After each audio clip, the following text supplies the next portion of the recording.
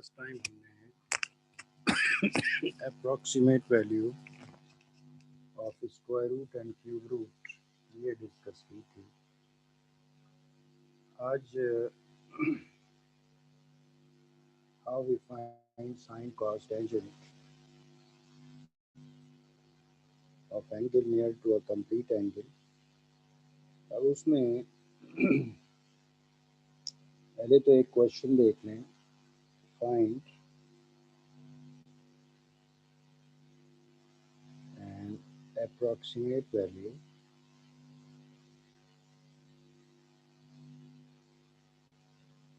of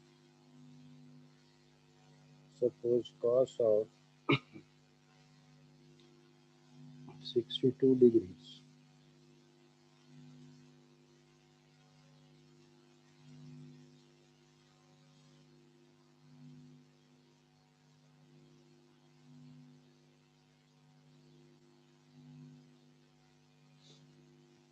Find an approximate value of cos of 62 degrees.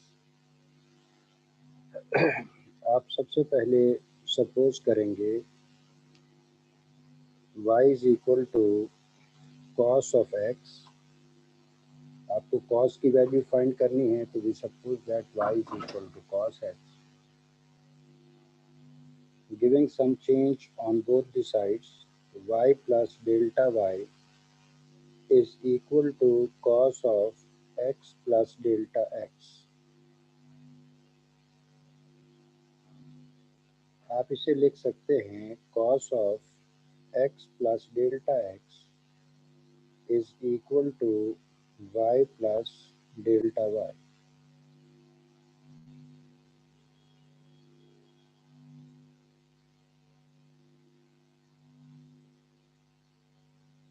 इसका मतलब आपको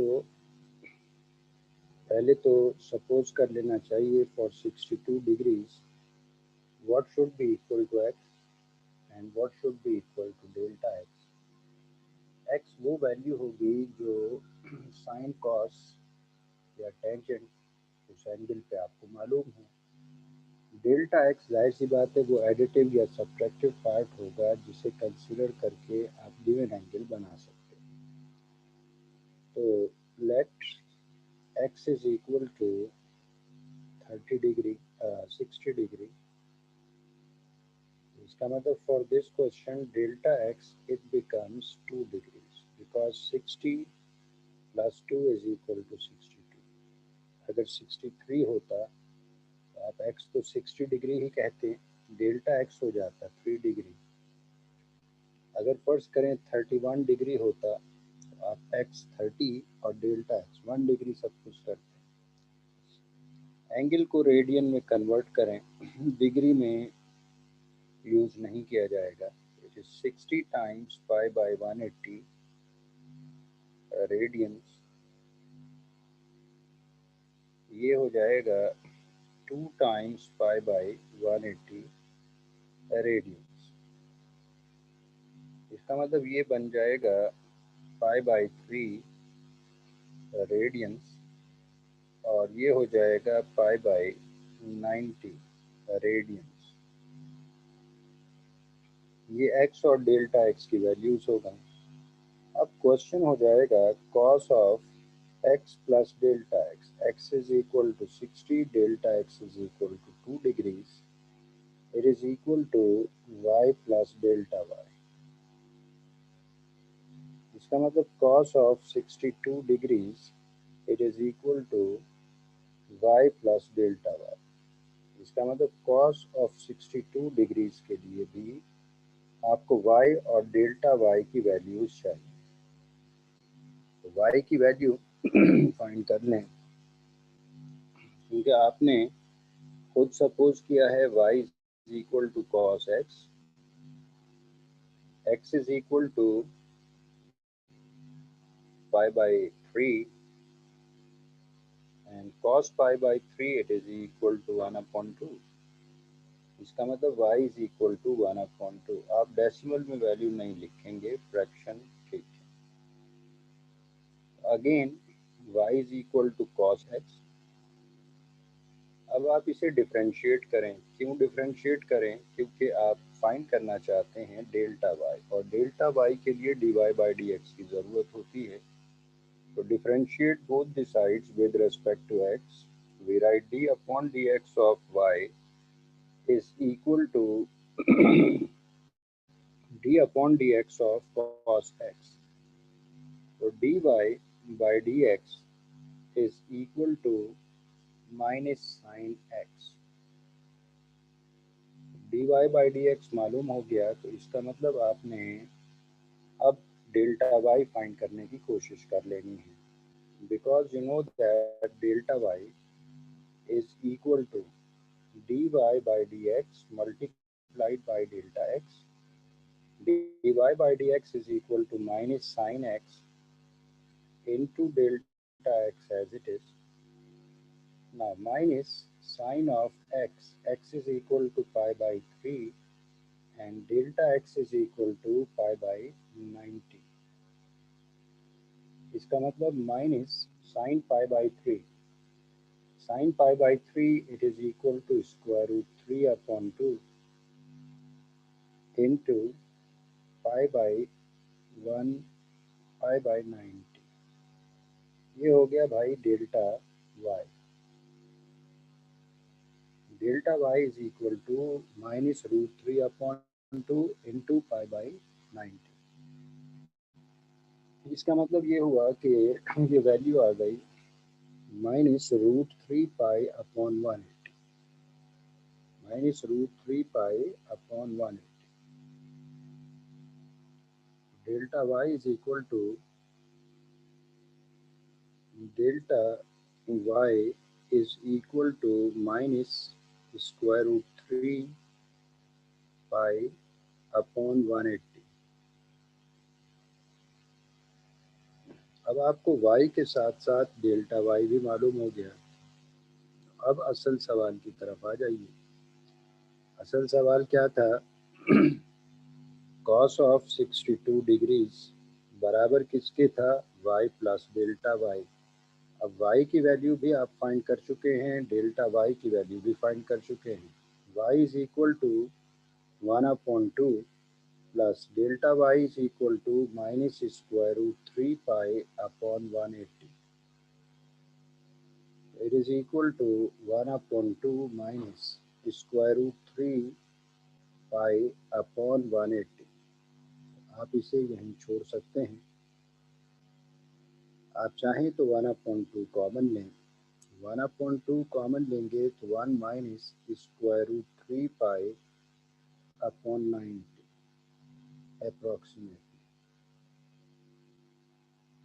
इसे बराए मेहरबानी फर्दर सिंप्लीफाई करने की ज़रूरत नहीं है, इसे इसी फॉर्म में छोड़। अप्रॉक्सीमेटली, चूँकि ये एग्जैक्ट वैल्यू नहीं होती तो आप अप्रॉक्सीमेटली ज़रूर लिखेंगे।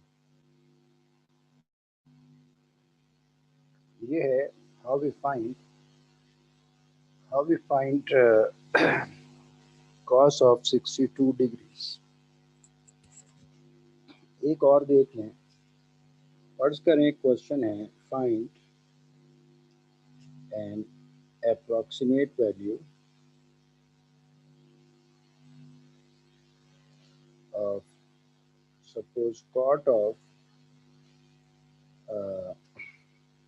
48 degrees, cot of 48 degrees।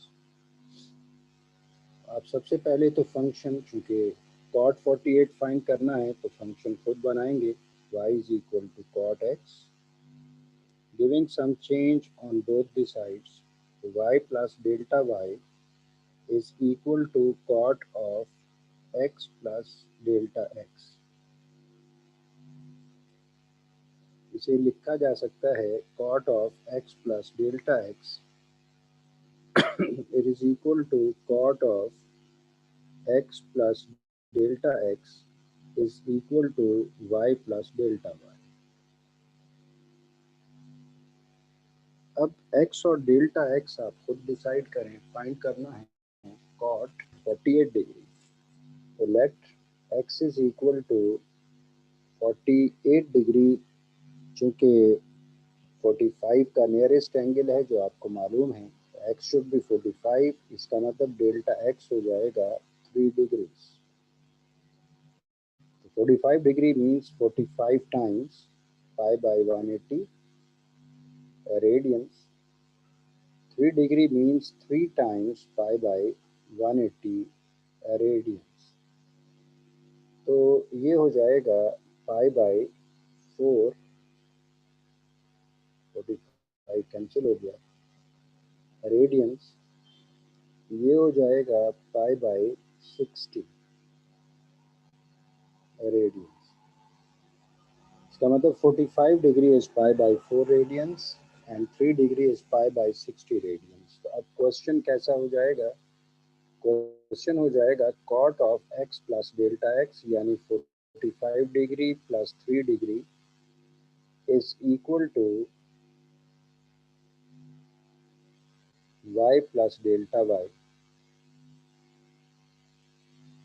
Now cot of 48 degrees is equal to y plus delta y। अब cot of 48 के लिए आपको y भी मालूम होना चाहिए, डेल्टा y भी मालूम होना चाहिए। तो y तो आपने खुद सपोज किया था, because y is equal to cot x। इसका मतलब y is equal to cot of x and x is equal to pi by 4। Tangent pi by 4, it is 1, so cot pi by 4 also be 1। ये हो गई y की value.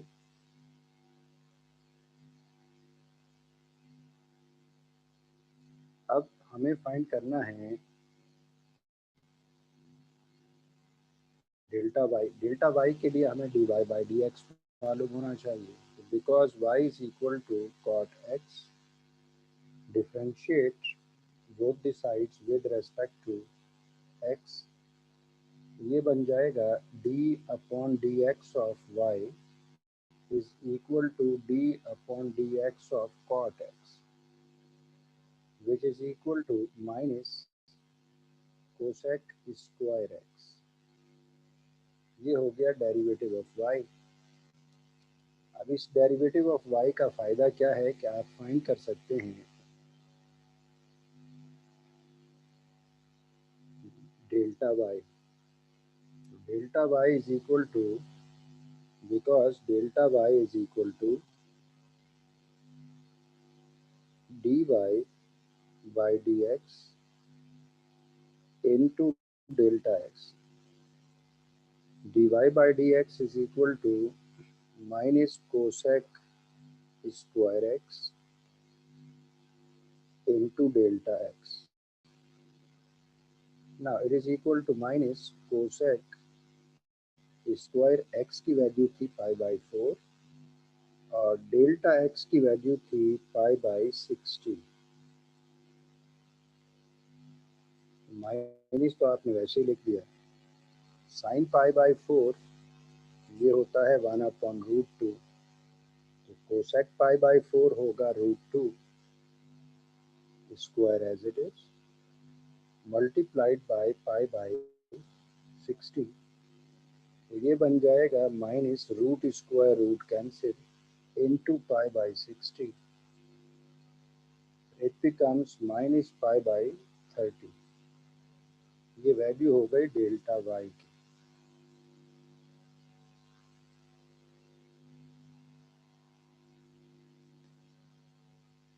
अब आप find कर सकते हैं therefore cot of 48 degrees which is equal to y plus delta y। आपको y भी मालूम हो चुका है, it is 1। आपको डेल्टा y भी मालूम हो चुका है, it is minus pi by 30। Plus into minus is minus pi by 30 approximate।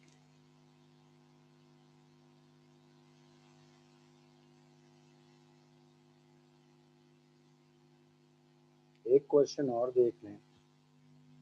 फर्ज करें हम आपसे कहें find an approximate value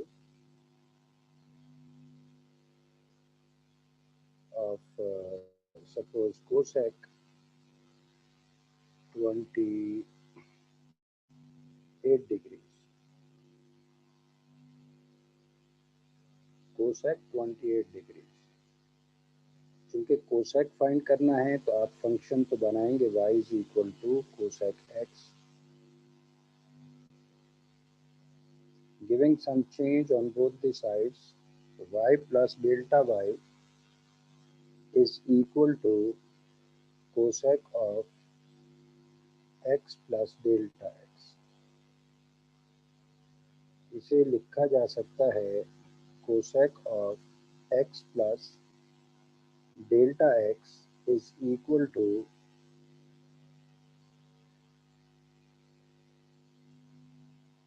y plus delta y। अब आप खुद डिसाइड करें कि x क्या होना चाहिए और डेल्टा x क्या होना चाहिए।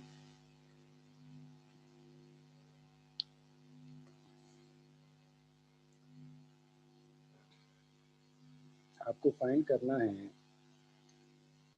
Cosec of 28 degree. 28 degree 30 degree के करीब है, जिस पे वैल्यू किसी भी ट्रिग्नोमेट्रिक रेशियो की फाइंड की जा सकती है। तो let x is equal to 30 degree, इसका मतलब डेल्टा x हो जाएगा -2 degrees. 30 -2 it is equal to 28। अगर होता 31 तो डेल्टा x +1 होता है। फर्ज करें 32 पे वैल्यू फाइंड करनी है तो डेल्टा x 2 डिग्री हो जाता है। तो 30 डिग्री का मतलब हुआ 30 times pi by 180 radians. -2 degree का मतलब हुआ -2 टाइम्स पाई बाई 180 रेडियंस। तो ये हो जाएगा पाई बाई 6 रेडियंस।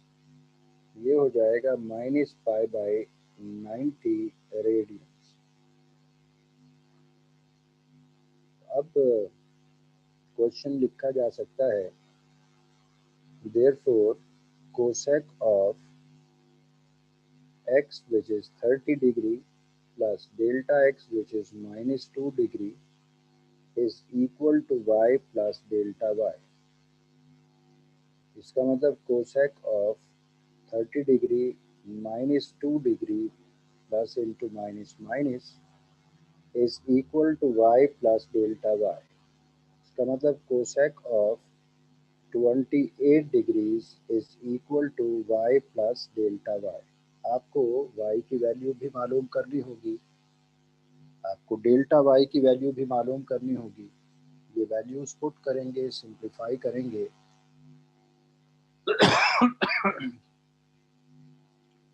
तो यू गेट योर आंसर। इसे यहीं रखें और फाइंड करें y और डेल्टा y। तो because y is equal to cosec x। x क्या है? x की वैल्यू है pi by 6। Sine pi by 6 यानी साइन 30 1/2 होता है। तो कोसेक पाई बाई 6 ये हो जाएगा 2। ये हो गई y की वैल्यू।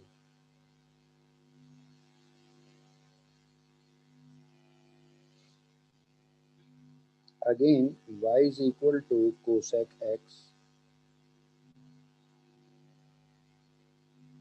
आप डिफरेंशिएट करें। क्यों डिफरेंशिएट करेंगे? ताकि dy बाई डी एक्स को यूज करते हुए डेल्टा y फाइंड करने की कोशिश की जा सके। तो differentiate with respect to x, d upon dx of y is equal to d upon dx of cosec x। और dy by dx is equal to minus cosec x into cot x। Because delta y is equal to dy by dx multiplied by delta x. So dy by dx is equal to minus cosec x into cot x multiplied by delta x. Minus cosec x x क्या था pi by 6 into cot pi by 6 multiplied by delta x और delta x की value थी minus pi by 90।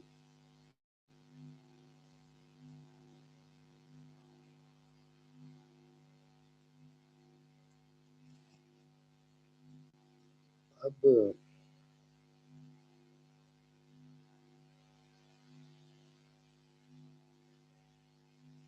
Minus ये तो आप वैसे ही लिखें delta y is equal to minus cosec pi by 6 sin pi by 6 is 1 upon 2 so cosec pi by 6 is 2 tangent pi by 6 it is 1 upon root 3 so cot pi by 6 it is equal to root 3 और delta x आप find delta x तो आपको पता है it is equal to minus pi by 90।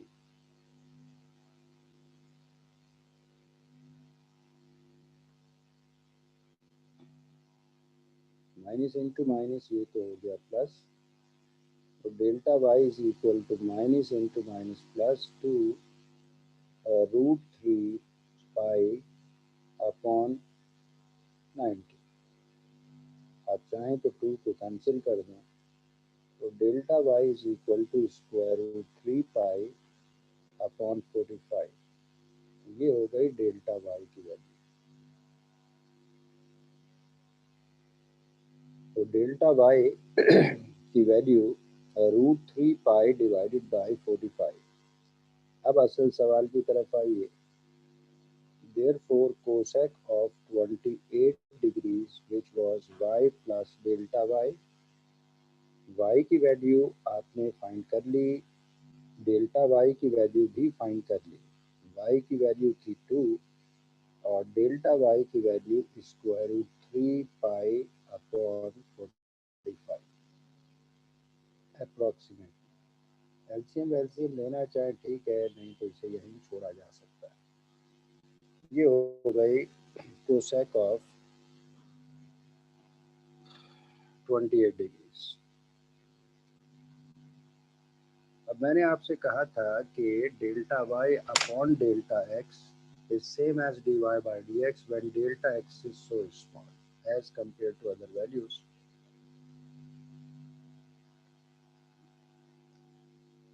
जितने मर्जी है सवालात आप बना लें। देखें 45 के आसपास जो एंगल्स हैं वो 45 के नियरेस्ट एंगल्स जिसमें डेल्टा एक्स कम होगा वो 48 डिग्री हो सकता है 47 डिग्री हो सकता है 46 डिग्री हो सकता है। वो 44 डिग्री हो सकता है वो 43 डिग्री हो सकता है वो 42 डिग्री हो सकता है। ये 45 के nearest angle.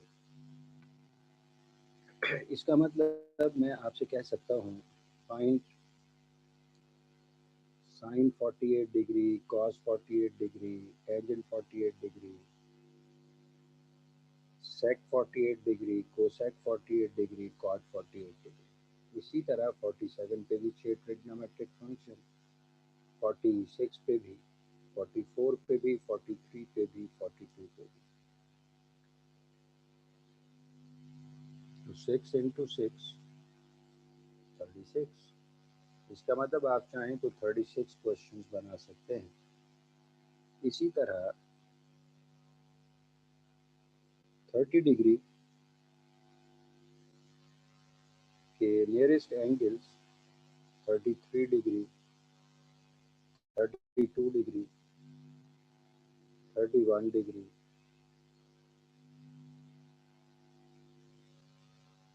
29 degree, 28 degree, 27 degrees. इसका मतलब यहाँ पे भी sine 33 degree, cos 33 degree, tangent 33 degree, sec 33 degree, cosec 33 degree, cot 33 degree. So 6 questions for 33, 6 for 32, 6 for 31, 6 for 29, 6 for 28, 6 for 27. So 36 question, 45 के nearest angles are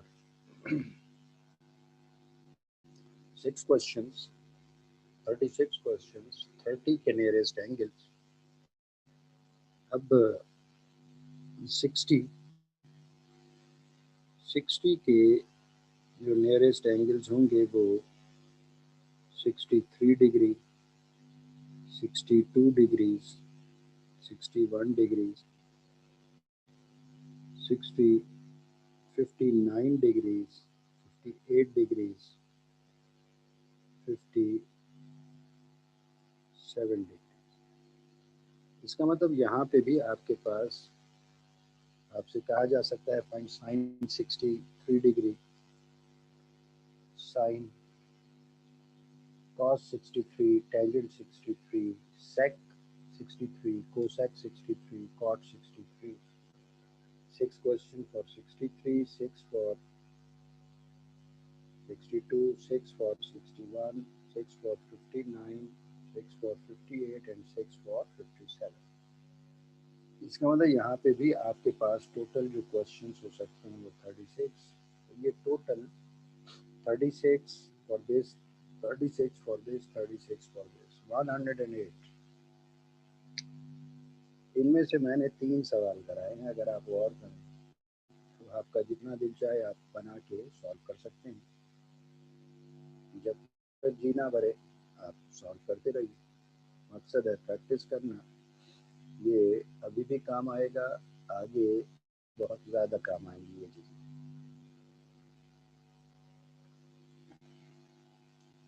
अब अगर फर्ज करें थोड़ा सा हम इसे मॉडिफाई कर दें, थोड़ा सा अगर इसे मॉडिफाई कर दें, मैं आपसे कहूँ find an approximate value of suppose tangent 30.5 degrees. अब आप 30.5 डिग्रीज को देख के घबरा मत जाइएगा। सॉल्व करने का तरीका कार बिल्कुल वैसा ही है। आप y is equal to tangent x लिखेंगे, giving some change on both the sides. जब आप सपोज करेंगे तो x is equal to 30 degree, delta x is equal to 0.5। तो 30 degree means 30 times 5 by 180, 5 by 6 radian हो जाएगा।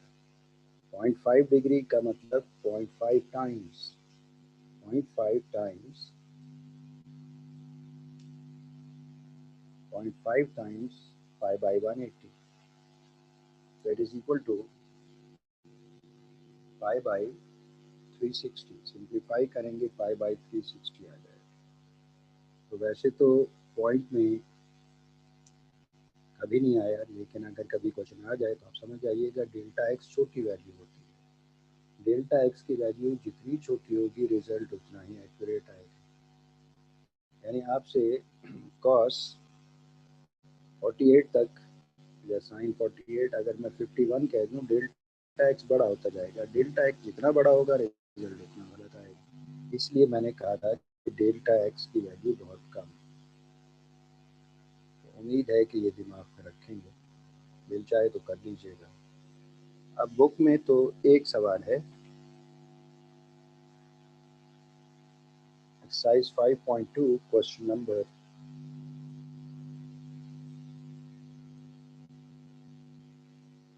एक्सरसाइज 5.2 क्वेश्चन नंबर 2 है, calculate an approximate value of cos 46 degree. ये अब आप कर लीजिएगा। 4, 5, 6 और 7 आप कर चुके हैं। Now see question number 8।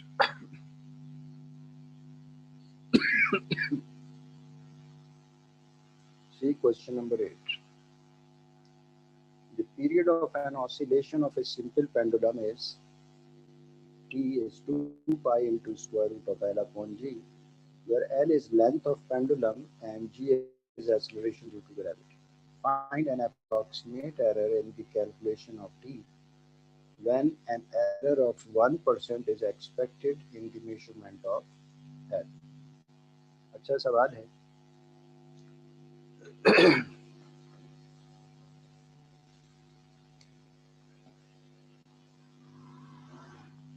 देखें, आपसे कहा गया है कि time period of simple pendulum ये बराबर है 2 pi into square root of L upon ji.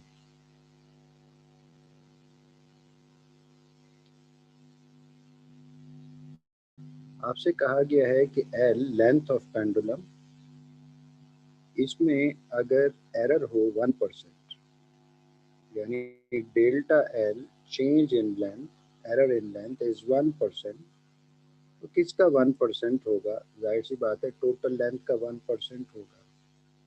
we have to we are given delta L, it is equal to 1% of the total length. So we have to find expected error in the calculation of time period. फिर सुन लें कि t is equal to 2 pi into square root of L upon G simple pendulum के time period का formula. Conditions में से एक condition थी length of pendulum it should be constant. अब चूंकि लेंथ ऑफ पेंडुलम कांस्टेंट नहीं होती, इसलिए टाइम पीरियड भी एग्जैक्ट नहीं मिलेगा। आपसे क्या कहा गया है? आपसे कहा गया है कि अगर लेंथ में एरर, लेंथ में चेंज, इसका मतलब आपने प्रैक्टिकल स्टार्ट किया, जो लेंथ है प्रैक्टिकल एंड किया, लेंथ वो नहीं रही, कितना चेंज आया लेंथ में? That is 1%। तो अगर लेंथ में एरर 1% है तो आप बताइए जो टाइम पीरियड आपने फाइंड किया होगा उसमें एरर कितना परसेंट होगा? We have to find delta t. तो अब पहले तो आप ये देखें कि फॉर्मूला है आपके पास delta Y is equal to D Y by D X multiplied by delta X. यहाँ पे y की जगह पे t दे रखा है और x की जगह पे l दे रखा है। इसका मतलब यही फॉर्मूला बन जाएगा delta t is equal to d t upon d l multiplied by delta l.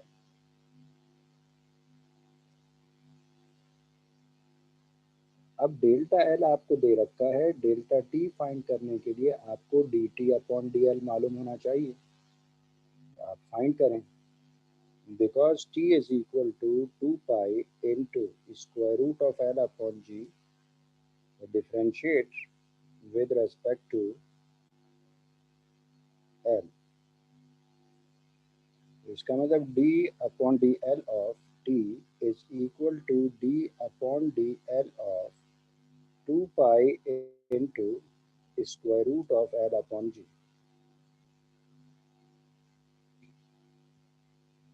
अब 2 कांस्टेंट है बाहर, पाई कांस्टेंट है बाहर, g भी कांस्टेंट है, एक्सेलरेशन ड्यू टू ग्रेविटी, तो ये भी बाहर। इसका मतलब 2 पाई ये कांस्टेंट था बाहर। आमतौर पे g को लोग लिफ्ट नहीं कराते, g भी कांस्टेंट है, it is taken outside. g चूंकि रूट के साथ है तो रूट समेत बाहर, तो d upon d l of root l it is equal to 2 pi divided by square root of g into d upon d l of l raise to the power half.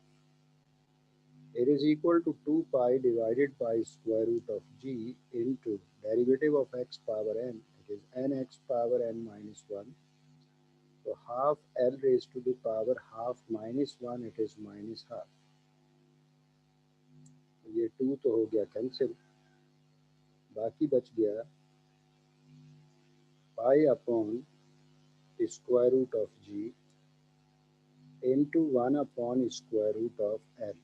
L raise to the power half को आप denominator में shift कर दें तो L power plus half हो जाएगा। L power plus half means square root of l. ये हो गया d t upon d l. क्यों फाइंड किया d t upon d l? क्योंकि हमें डेल्टा टी फाइंड करने के लिए इसकी ज़रूरत है। तो because delta t is equal to d t upon d l multiplied by delta L. So dt upon dl, it is equal to pi upon square root of g into 1 upon square root of l। और delta l आपको दे रखा था 1% of the total length. तो इसे मैं arrange करके लिख रहा हूँ 1% of pi upon square root of g into l upon square root of l. 1% ये बाहर लिख दिया, L upon root L as it is, pi upon root G as it is। अब इसे मैं लिख सकता हूँ 1% of pi upon square root of g into l upon root l. Root l से मल्टीप्लाई डिवाइड करें तो it becomes root l. Root l से मल्टीप्लाई भी कर लें, रूट एल से डिवाइड भी कर लें।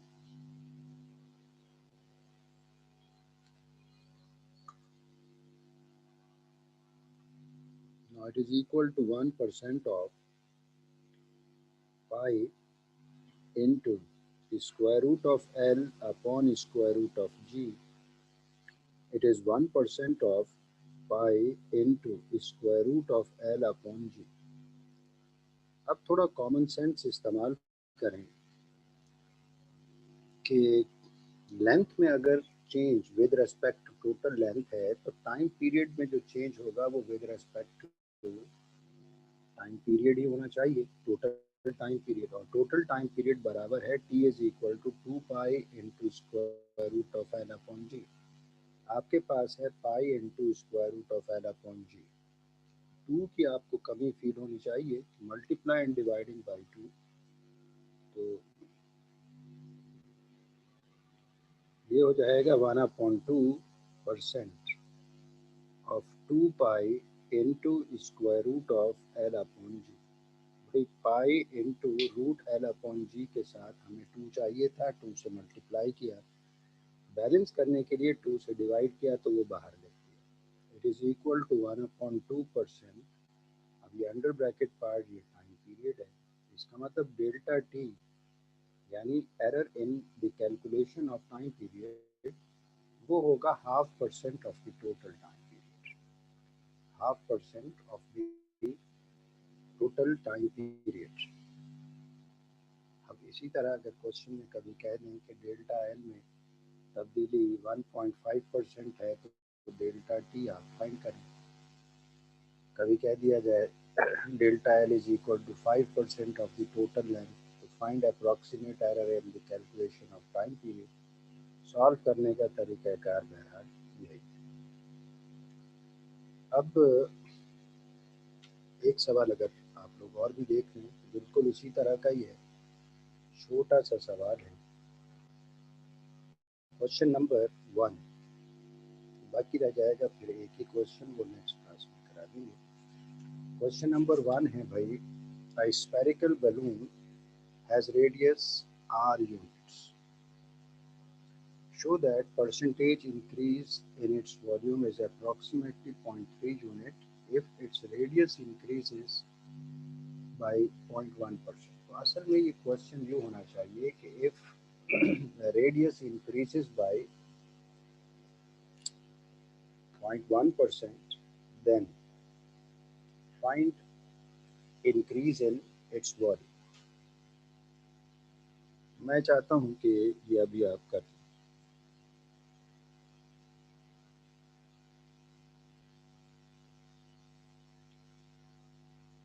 Question number 1. A spherical object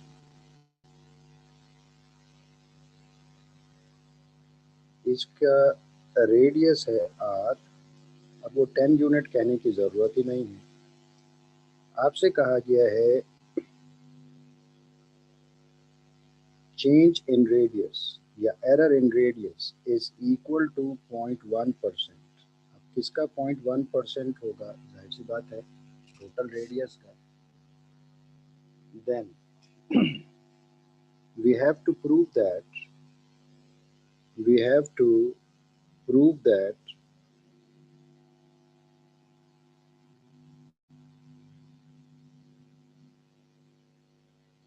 delta V यानी error in volume is 0.3% of the total volume. Question में करेक्शन कर लीजिएगा कि if radius change is 0.1%, then prove that its volumetric change is 0.3% of the total volume. ऐसी तो common sense की बात है. तो अब पहले तो आप देखें फॉर्मूला है delta y is equal to dy by dx multiplied by delta x. x की जगह पे r है और y की जगह पे v है. इसका मतलब ये फॉर्मूला बन जाएगा delta v is equal to dv upon dr multiplied by delta r. आपको वॉल्यूम v के बारे में पता होना चाहिए. किसी भी स्फेरिकल ऑब्जेक्ट का volume of sphere v is equal to 4 upon 3 pi r cube. Spherical object का वॉल्यूम ये गिवन नहीं होगा, ये आपको खुद पता होना चाहिए कि किसी भी स्फेरिकल ऑब्जेक्ट जिसका रेडियस r है इसका वॉल्यूम ये होगा. हमें ज़रूरत होगी dv अपॉन dr की. इसे डिफ्रेंशिएट करें. Differentiate with respect to r. We get d upon dr of v is equal to d upon dr of 4 upon 3 pi r cube. So dv divided by dr is equal to 4 upon 3 pi is constant taken outside, d upon dr of r cube. Now it is dv divided by dr. It is equal to 4 upon 3 pi into 3r square. 3 तो हो गया cancel, बाकी बच गया 4 pi r square. इसका मतलब dv divided by dr is equal to 4 pi r square. क्यों find किया? क्योंकि डेल्टा v मालूम करने के लिए आपको ज़रूरत है dv अपॉन dr. अब because delta v is equal to dv upon dr multiplied by delta r. dv upon dr is 4 pi r square. Delta r given था 0.1%, 0.1% of total radius. अब मैं इसे लिख सकता हूँ 0.1% of 4 pi r square into r 4 pi r cube. चूँकि volume में change with respect to total volume होना चाहिए, तो multiply and dividing by 3 to complete this volume. तो ये हो जाएगा 4 अपॉन 3 पाई आर क्यूब. 3 से डिवाइड किया वॉल्यूम की शक्ल बनाने के लिए. बैलेंस करने के लिए आप मल्टीप्लाई भी करें तो ये बाहर मल्टीप्लाई कर दिया. 0.3% ऑफ वॉल्यूम भी. गालिबन यही प्रूव करना था. Delta v is equal to 0.3% of the total volume.